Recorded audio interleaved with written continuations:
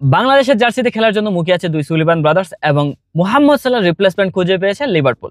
পাশাপাশি ইতিমধ্যে Alexander ইসাকের club ছাড়ার গুঞ্জন। তো সবকিছু নিয়ে আজকে আমাদের ফুটবল নিউজের আয়োজন।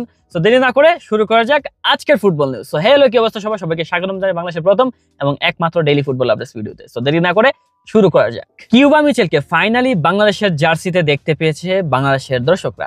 অবশ্য ট্রেনিং এর জার্সি, বাট বাংলাদেশের জার্সি, এবং তার বাকি সতীর্থদের সাথে সে খুবই ভালোভাবে মিশে গেছে। অ্যান্ড ইন্টারেস্টিংলি কিউবা মিচেলের অনূর্ধ্ব 23-এর যে দল আছে সেখানে তার জার্সি নাম্বার হবে number 8, just like Hamza Chowdhury. And আমরা একটু আশা করতে পারি কি কিউবা মিচেলকে হতে পারে আমাদের পেদ্রি, হোপ সো ইনশাআল্লাহ।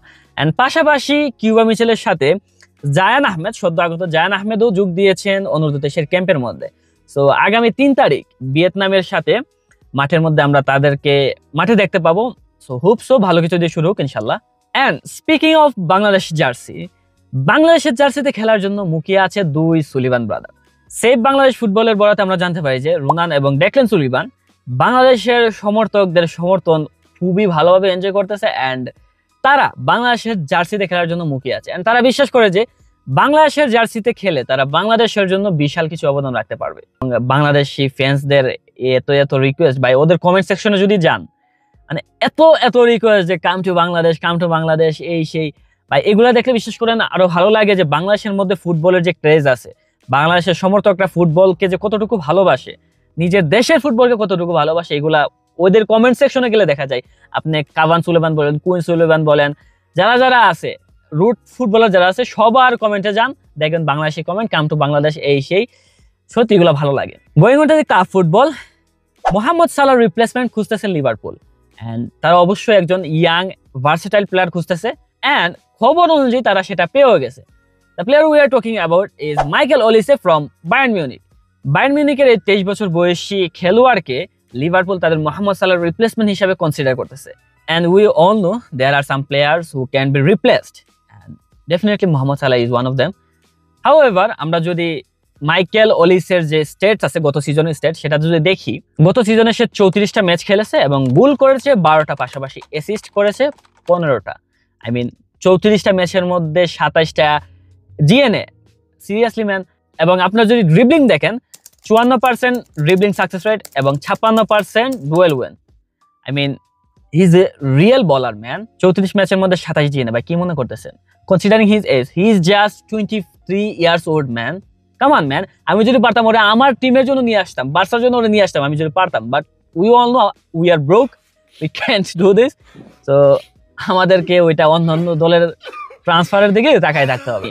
অন্যদিকে ভাই চেলসি গার্নাচোকে নিয়ে ম্যানচেস্টার ইউনাইটেডের সাথে তার ডিল ফাইনাল করতে যাচ্ছে এবং ডিলটা ফাইনাল স্টেজে আছে খবর অনুযায়ী। সো ডিলটা হতে পারে 35 থেকে 40 মিলিয়নের আশেপাশে। I mean it's a quite good deal considering his age plus his versatility. I mean গার্নাচোর অফ ফর্ম ছিল ম্যানচেস্টার ইউনাইটেডে বাই কার অফ ফর্ম ছিল না? আপনি অ্যান্টনি বলেন, এরপরে এই রাশফোর্ড বলেন, রাশফোর্ড অ্যাস্টন ভিলায় কি করছে, অ্যান্টনি রিয়াল বেটিসে কি করছে। ম্যানচেস্টার সমস্যা হচ্ছে, মূল সমস্যা ম্যানচেস্টার ইউনাইটেড, তাদের প্লেয়াররা না ভাই। ইউনাইটেডের মধ্যে এখন নতুন প্লেয়ার সেসকু সবাই আসে।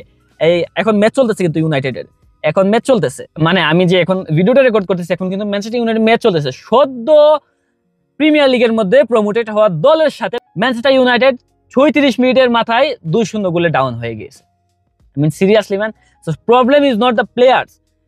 ম্যানচেস্টার ইউনাইটেড নামটাই এখন প্রবলেম হয়ে গেছে। স্যার অ্যালেক্স ফার্গুসন যাওয়ার পর থেকে এই ক্যাচা লাগে আছে। So I think the solution is sir Alex Ferguson. আর স্যার অ্যালেক্স ফার্গুসন রে ধরে নিয়ে আসেন, তাহলে দেখবেন তো এটার সলিউশন হয়ে যাইতেছে। রুবেন আমরিম, টেন হ্যাগ কারোরে দিয়ে কাম হইতেছে না, যেহেতু এখন কারে আনবেন কোন? পেপ গার্দিওলা, কার্লো আনচেলত্তি নাকি হান্সি ফ্লিক? দেখা যাক কি হয়, ম্যানচেস্টার ইউনাইটেড ভাগ্যে কি থাকে। And speaking of Chelsea Barca থেকে ফার্মিন লোপেজকে সাইন করার জন্য উঠে পড়ে লেগে আছে, এটা আমরা গতকালকে নিউজে বলি। এন্ড চেলসি ফার্মিন লোপেজকে 48 ঘন্টায় একটা আলটিমেটাম দিয়ে রাখছিল। এখন কাহিনী হচ্ছে বার্সা থেকে ফার্মিন লোপেজকে যোগাযোগ করার চেষ্টা করা হয়েছিল, কিন্তু ফার্মিন লোপেজ বার্সার কোনো কল টল রিসিভ করতেছে না, রেসপন্স করতেছে না। সো বার্সা ধরে নিয়েছে যে ফার্মিন লোপেজ ক্লাব ছাড়ার জন্য তার মন বানায় নিছে। তো এখন বার্সা চেলসির সাথে নেগোসিয়েশনে বসবে, দেখা যাক। বার্সা ডিমান্ড করতেছে অ্যাটলিস্ট তারা 70 মিলিয়ন চাচ্ছে ডেকু। তো ডেকু প্লিজ এটা একটু সাকসেসফুলি উইন কর আমাদের জন্য। ফার্মিন গেলেও যাতে আমরা মিনিমাম 70 মিলিয়ন পেয়ে ফার্মিনকে ছাড়ি, নয়তো এটা আমাদের জন্য হবে পাওয়ার মধ্যে কুড়াল মারার মতো সিরিয়াসলি। এন্ড পাশাপাশি মার্ক কাসাদো বার্সা থেকে যাচ্ছে, এটা ধরে রাখেন, কারণ বার্সার ডিমান্ডেড 30 মিলিয়ন ভ্যালুয়েশন যেটা ছিল সেটা অ্যাস্টন ভিলা মিট করছে। So I think mark Casado also living Barcelona. পাশাপাশি ইনিকি পেনা বার্সা থেকে এলেচেতে লুনে চলে গিয়েছে, সো এটাও ডিল ডান।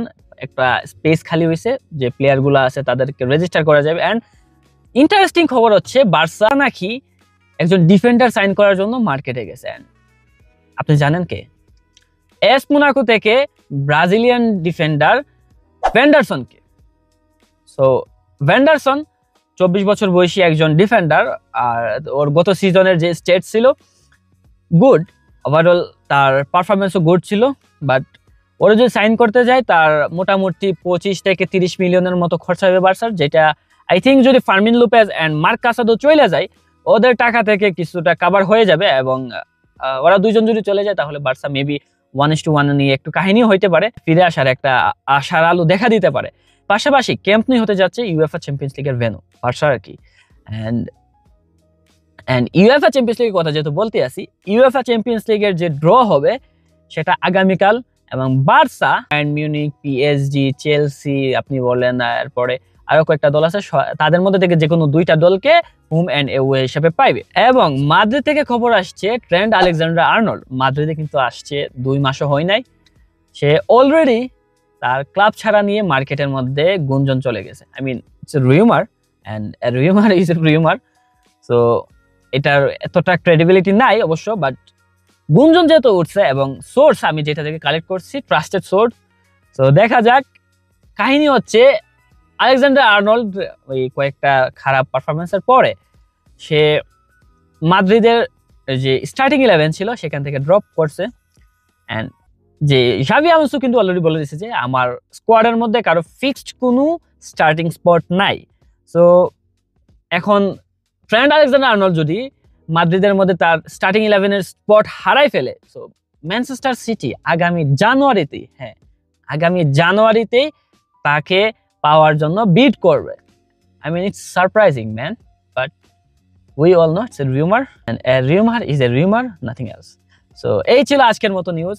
ভালো লাগলে এবং ডেইলি ফুটবল আপডেটস পেতে ফলো করুন 90 মিনিট প্লাসকে, পাশাপাশি ইউটিউবে দেখে থাকলে সাবস্ক্রাইব করুন 90 মিনিট প্লাসকে। Football all along.